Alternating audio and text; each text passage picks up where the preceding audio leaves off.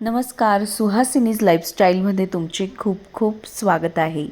आमचा परत एकदा नाशिककडे जाण्याचा प्रवास सुरू झाला होता. बरेच दिवस म्हणजे आता 10 दिवसापेक्षा जास्त दिवस झाले आहेत मी व्हिडिओ नाहीच टाकला. कारण गावावरून आल्यानंतर मलाही खूप बरं नव्हतं आणि नंतर उन्नतीलाही म्हणजे खूप ताप आलेला, कारण की तिचे टॉन्सिलचा त्रास तिला सुरू झालेला. त्यामुळे तिला अगदी तिचा ताप 8-10 दिवस उतरत नव्हता, परत चढत होता. मग त्यानंतर आता तनिष्काला क्लासेसला 10 दिवसासाठी सुट्टी मिळालेली. मग आम्ही उन्नतीला म्हणजे डॉक्टरांना दाखवण्यासाठी नाशिकला आलेलो आहोत आणि तिचं जमेल तर ऑपरेशन टॉन्सिलचं करून घेणार आहोत. आम्ही जळगावकडून यावेळेस आलेलो, पण इतका पाऊस तर सोबत होताच, पण त्यानंतर रस्त्यामध्ये आंदोलन सुरू झालेलं आणि आम्हाला त्यासोबत अगदी वेगवेगळ्या रस्त्यांनी म्हणजे गावामधून यावं लागलं. द्राक्षांच्या बागा होत्या बऱ्याच आजूबाजूला आणि खूप असा त्रासदायक प्रवास झालेला ह्यावेळेस. आणि आम्ही सकाळी 8ला निघालेलो, तर नंतर रात्री आम्ही 8:30ला नाशिकला पोचलेलो. रस्त्यातच आंदोलनकर्ते बसल्यामुळे खूप मोठा असा जाम झालेला रस्त्यावरती आणि बऱ्याच वेळानंतर रांग सुटली तिथून आणि मग परत पुढे टोल नाक्यावरती गर्दी झालेली. नंतर आम्ही रात्री 8:30ला पोचल्यानंतर मी काही शूटिंग केली नाही. ही दुसऱ्या दिवशी सकाळी शूटिंग केलेली आहे. सगळ्यात आधी मला कपडे खूप सारे धुतलेले होते, ते वाळवायचे होते, कारण की बुलढाण्यालाही 2 दिवसापासून पावसामुळे लाईट गेलेली आणि कपडेही धुवायचे राहिलेले. ते तसेच कोरडे कपडे मी सोबत इथे आणलेले, कारण की लाईटची वाट बघितलेली, पण जवळपास तिथे 46 तास लाईटच नव्हती. तर त्यामुळे पाण्याचा ही प्रश्नच होता आणि सोबतच मशीनही सुरू नव्हतं, म्हणून मग सगळे कपडे मी सोबत आणलेले. मग खालचं स्टँड वरचं स्टँड हे सगळं भरून जाणार, म्हणून हे स्टँडही जवळपास इथून गेल्यानंतर पुसलेलंच नव्हतं, तर ते आता स्वच्छ करून घेतलेलं आहे मी. ह्या स्टँडवरती खूपच धूळ बसलेली होती, कारण की बरेच दिवस स्वच्छ करून झालेले होते. पुसायलाही मला जवळपास 15 मिनिट लागले असतील आणि मी त्याला एवढं छान स्वच्छ केलेलं. आणि त्यानंतर कपडे धुतलेले होते ते वाळवण्यासाठी स्टँडवरती टाकले, पण त्याच्या दोऱ्या या खराब झालेल्या असतील, कारण की ह्या बाजूला उन्हाळ्याचं खूप ऊन येतं. मग आणि वापरात पण नसल्यामुळे मी कपडे टाकल्यानंतर ते एकदम जोरात खाली पडून आलं. नशीब मी अगदी मिडलला नव्हती, नाहीतर ते डोक्यावरतीच पडलं असतं. मी जरा बाजूला असल्यामुळे अगदी थोडा भाग मला लागलेला. पावसाळ्यासाठी आणि कमी जागेसाठी हे स्टँड अत्यंत उपयोगी आहे. फक्त याच्या दोऱ्या दरवर्षी चेंज करून घ्यायच्या असतात. त्यानंतर सोफा स्वच्छ करायला घेतला, कारण की त्यावरतीही म्हणजे विस्कटलेलं तर होतंच कवर, पण धुळी दिसत होती. मग त्यामुळे मी हे संपूर्ण सोफा व्यवस्थित लावून घेतलेला. सोफ्याचं कवरही मला धुवून घ्यायचं होतं, पण पावसामुळे म्हणजे कमी जागा पडत होती कपडे टाकायला आणि ऊन असलं की पटकन कपडे वाळतात, अशा पद्धतीने स्टँड खाली आलेलं. नंतर रात्री जे धुवून कपडे वाळवायला टाकले होते ते वाळले होते, त्यांच्या घड्या करून घेतल्या. बाकीचे जे थोडेसे ओलसर होते ते मी म्हणजे परत वाळवण्यासाठी जागा तयार करावी लागणार होती. पावसाळ्यात हाच प्रॉब्लेम असतो, आपल्याकडे खूप जागा असूनही नेमके त्यावेळेस कपडेही खूप साचतात आणि कपडे कुठे वाळवायला टाकायचे हे खूप मोठा प्रश्न निर्माण होत असतो. येताना आईला मी जळगाववरून सोबत घेतलेलं, कारण की उन्नतीचं जर ऑपरेशन केलेलं तर मग त्यावेळेस तनिष्कासोबत कोणीतरी एकजण घरी असायला हवं. म्हणून मग मी म्हटलं की आई बहिणीचं ट्रेनिंग आता संपलं होतं, त्यामुळे मग मी म्हटलं तू थोडे दिवस माझ्यासोबत चल. आईची आपल्याला म्हणजे प्रत्येक कामामध्ये खूप मदत होत असते. आता कपडे पण वाळले होते. आई लगेच घड्या करण्यासाठी तत्परच होती. मी म्हणत होती राहू दे आई, पण आईला असं वाटतं की आपल्या मुलीला किती मदत करावी. म्हणजे आईची जागा ना खरं तर या जगामध्ये कोणीच घेऊ शकत नाही. नंतर कपडे वाळवण्यासाठी ना मग मी ह्या विंडोचा वापर करणार होती. या बाजूने पण खूप हवा आहे, ते पटकन वाळून जातात. मी ती ग्रिल जी आहे ती पुसून घेत होती, पण पाऊस पडलेला असावा म्हणून तिथली धूळ संपूर्ण धुतल्या गेलेली होती. नाहीतर म्हणजे मी मागच्या वेळेस आली ना त्यावेळेस मी बघितलं होतं बऱ्यापैकी धूळ या ग्रिलवरती होती. पावसाने जरा विंडोचं या सोपं काम केलं होतं मला. ग्रिल वगैरे आता पुसावी लागणार नव्हती, फक्त विंडो पुसून घ्याव्या लागणार होत्या. इथे घरी आल्यानंतर ना असं होतं की आता हे स्वच्छ करायचं आहे, हे स्वच्छ करून जायचं आहे, कारण की मग बऱ्याच दिवसांनी आपण रिटर्न येणार, त्यावेळेस मग जास्तच खराब झालेलं असेल. या विंडोला मी जे पेपर लावलेले आहे म्हणजे दिसू नये म्हणून, कारण की आमच्या विंडो खूप ट्रान्सपरंट आहे, त्याचा आता चांगलाच उपयोग होणार आहे. कारण की समोरच्या बिल्डिंगमध्ये सगळे लोक राहायला आलेले आहेत आणि एकमेकाच्या म्हणजे सगळ्या खिडक्यांना समोरासमोर असल्यामुळे त्यांचं किचन, बेडरूम, आमचं किचन, असं सगळं हॉल एकमेकांना दिसतं.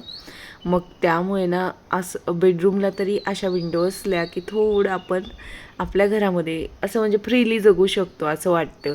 कारण की यापूर्वी इकडे फक्त मस्तच अशी झाडं होती, बिल्डिंग नव्हत्या, तर एकदम बिनधास्त वावरता यायचं घरामध्ये. अर्धवट जेही वाळलेले कपडे होते ना ते मी या ग्रिलवरती टाकून दिले की झटपट वाळून जावेत आणि जागाही मला भरपूर मुबलक प्रमाणात मिळावी म्हणून. मी ना किचनमध्ये आली आणि किचनमध्ये थोडीफार भांडी जमा झालेली होती. नंतर थोडाफार सामान मी तिकडून येताना किराण्यातला आणलेला होता. नंतर बहिणीकडून येताना मी कांदे पण आणलेले होते. मला बुलढाण्याहून येताना ना भाज्या वगैरे बरंच आणायचं होतं, पण पावसामुळे ना मला 2 दिवस जायला जमलंच नाही. मग ते कांदे, काही वस्तू होत्या थोडेफार, तर त्या मी आता बॅग्समधून खाली करून घेत होती. बऱ्याचशा वस्तू म्हणजे तिकडे नेल्यामुळे आणि टोपल्या वगैरेही इकडे शिल्लक नाही आहेत, म्हणून ना कांदे कशात काढू, काही वस्तू कशात काढू, मला बऱ्यापैकी प्रश्न पडलेला. मग शेवटी मी छोटी कढई घेतलेली, पण तिच्यातही मावत नव्हत्या वस्तू, म्हणून मग मी एका मोठ्या पातेल्यामध्ये ही कांदे काढून घेतलेले आहेत. आम्ही इथे येण्यापूर्वी बुलढाण्याला 2 दिवस लाईट नव्हती. दिवसभर तर नव्हतीच, पण रात्रभरही नव्हती. तर आम्ही अजिबात झोपलेलो नाही. डास तर एवढे त्रास देत होते. त्यानंतर आज म्हणजे जेव्हा काल रात्री आम्ही इकडे नाशिकला आलेलो आणि एवढं रिलॅक्स फील झालेलं, छान झोप झालेली. पटपट सकाळी आम्ही आवरून घेतलेलं, कारण की आम्हाला यानंतर म्हणजे बाहेर जायचं होतं. मग त्यामुळे मी आणि आईने म्हणजे इतकी कामं नव्हती इथे, कारण की स्वयंपाक आम्ही सकाळचा केलेलाच नव्हता. फक्त कारण बऱ्यापैकी किराणा नव्हता ना, मग परत आज सकाळी बाहेरच खावं लागणार होतं आणि मग उद्यापासून आपलं डेली स्वयंपाक करणं इथं सुरू होणार होतं. आणि सिलेंडरही मी शेजारी आमच्याकडे श्लोकच्या मम्मी असतात, तर त्यांच्याकडून घेतलेलं. मला आईने ना रात्री केसांना छान असं तेल लावून दिलेलं होतं आणि मालिशी करून दिलेली होती. मुलगी, आई आणि बहीण हे 3 लोकच आपल्याला केसांना तेल अगदी मनापासून म्हणतात की मी लावून देते, मालिश करून देते. आईही खूप थकलेली होती, तरीही आग्रहाने तिने मला तेल लावून दिलेलं आणि तनिष्काने आईला लावून दिलेलं. पण मी धुतले नाही केस, कारण की बऱ्याच दिवसानंतर ना मी केसांना तेल लावलेलं असल्यामुळे मग मी 1 दिवस अजून ठेवण्याचं ठरवलेलं. त्यांना मी डिशवॉश लिक्विडने न पुसता धुता आज मी खूप खराब नव्हता म्हणून मग हे जे लिक्विड आहे किचनचं त्याच्यानेच पुसण्याचं ठरवलेलं. याच्याने पण छान शाईन येते. गॅस ओट्याला जर आपला जास्त स्वच्छ गॅस ओटा नसेल तर इझिली याने स्वच्छ होता. हा जो खलबत्ता आहे ना, मी मागच्या वेळेस ना बाहेर ठेवून गेलेली, कारण की मी आधी म्हणजे ट्रॉलीत ठेवला होता, पण सतत ती ट्रॉली बंद असल्यामुळे ना त्या दगडाला असं थोडंसं बुरशी येते ना, अगदी त्या टाईप आलेलं होतं. म्हणून मग त्याला स्वच्छ धुतला होता आणि बाहेर ठेवलेला, तर आता मला छान दिसलेला. मी घेऊन जाण्याचा सोबत विचार करत आहे, पण ते अशा छान वस्तू फुटून वगैरे जातात ना प्रवासात, म्हणून मग असं वाटतं की नको बाबा, इकडेच राहू द्या. मागच्या वेळेस मी 2 दिवसासाठी आलेली, त्यानंतर घरी गेली ना तर मला व्हायरल झालेलं आणि प्रचंड म्हणजे घसा तर दुखतच होता, पाय तर इतके दुखत होते, पोटऱ्या, की असं वाटत होतं की आता चालता येईल की नाही. आणि ताप पण माझं झालं लगेच तनिष्काला आलं, तनिष्कानंतर उन्नतीला तर म्हणजे ना जवळपास 10 ते 12 दिवस लागले या सगळ्यातून बाहेर पडायला, कारण की तिला टॉन्सिलचाही खूप त्रास झालेला. सारखा ताप चढत होता, उतरत होता. डॉक्टरांना दाखवलेलं 2 जणांना, पण फरक म्हणजे पडला नाही. शेवटी कान नाक घशाच्या डॉक्टरांना दाखवलेलं आणि त्यांनी सजेस्ट केलेलं की हिचं टॉन्सिलचं ऑपरेशन करून घ्या, नाही तर म्हणजे सारखा तिला त्रास होतो. अगदी नॉर्मली थोडं सरबत जरी प्यालं ना तरी ताप येतो, दुसऱ्या दिवशी कढी खाल्ली की ताप येतो. आणि असं होत नाही लहान मुलांना आपल्याला, म्हणजे ती बिचारी तरी खूप कंट्रोल करते. जवळपास 1 वर्षापासून असं होतं आहे. म्हणून ना आम्हीही कंटाळलो आणि तीही कंटाळली. ती स्वतःहून सांगते की माझे टॉन्सिल काढून टाका, मला आग होते घशामध्ये. थोडी काही भांडी जमलेली होती, ती मी सोबतच घासून घेतली, कारण की आम्ही दिवसभर आता बाहेर असणार होतो. म्हणून मग तर सगळं आवरून बाहेर जायचं होतं. नंतर ना त्या ताई आल्या होत्या पुसायला. मग मी त्यांना सांगितलेलं की आज पुसू नका, मी आवरून घेतलेला आहे, मला ही विंडो पुसू लागा.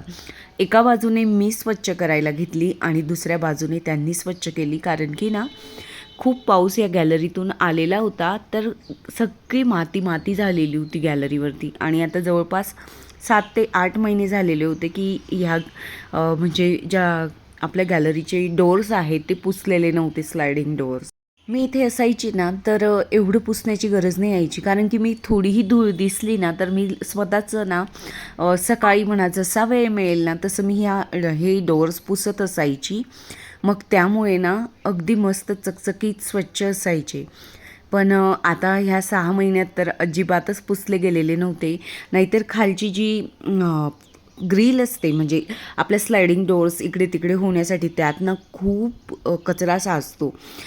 हे ट्रान्सपरंट छान असतात, पण याचा एक डिसॲडव्हान्टेज पण असतो की याच्या खालच्या बाजूमध्ये खूप कचरा जमा होतो. पण मग मी सतत पुसल्यामुळे तर ना मग एकदम स्वच्छ असायचं. यावेळेस ना बऱ्यापैकी धूळ होती, पण आता स्वच्छ केलेला आहे. परत आल्यानंतर परत एकदा बघू. अपार्टमेंटमध्ये कसं उंच घरं असतात, वरती मजले असतात ना, त्यामुळे आणि ह्या ट्रान्सपरंट विंडो असल्यामुळे खूप स्वच्छ प्रकाश येत असतो. खालच्या घरांना कसं असतं, आजूबाजूने घरं असतात, मग तेवढा उजेड येत नाही, तर शूटिंग करतानाही खूप फरक पडतो. आता मी लाईट्सही ऑन केलेले नाही आहेत, तरी पण अगदी मस्त प्रकाश येतो आहे. आणि पावसाचं वातावरण आहे, त्यामुळे तर सूर्यप्रकाश तर अजिबात नाही आहे. हा फरक मात्र जाणवतो. आणि त्यामुळे ना म्हणजे एक वेगळं थोडं प्रसन्न वातावरणाची निर्मिती होते. मला असं स्वतःला फील होतं. आपण किंवा आपल्या घरात कितीही बाया असू द्या कामाला, पण आपण जर स्वतः हातपाय हलवत नाही ना कामांसाठी, तोपर्यंत ती कामं प्रॉपर होत नसतात. हा प्रत्येकाचाच अनुभव आहे. आपण बरोबरीने स्वतः राबत नाही ना तोपर्यंत ते काम असं 100% पूर्ण होत नसतं. त्या ताईही अगदी प्रामाणिकपणे करतात. पण कसं असतं ना की कमी वेळामध्ये त्यांना बिचाऱ्यांनाही अनेक घरं करायची असतात. मग आपण थोडी मदत केली ना, आपलं समाधान होईल असं काम होऊन जात असतं. या ग्रिल स्वच्छ करण्यासाठी ना सगळ्यात सोपा उपाय, आपला पोचा असतो ना तो फिरवायचा. इथे अगदी चकाचक होतात या ग्रिल. पण आता माझ्याकडे इकडे नाही आहे, म्हणून मग मी तो वापरलेला नाही आहे. चला आपण परत भेटूया नवीन व्हिडिओसोबत.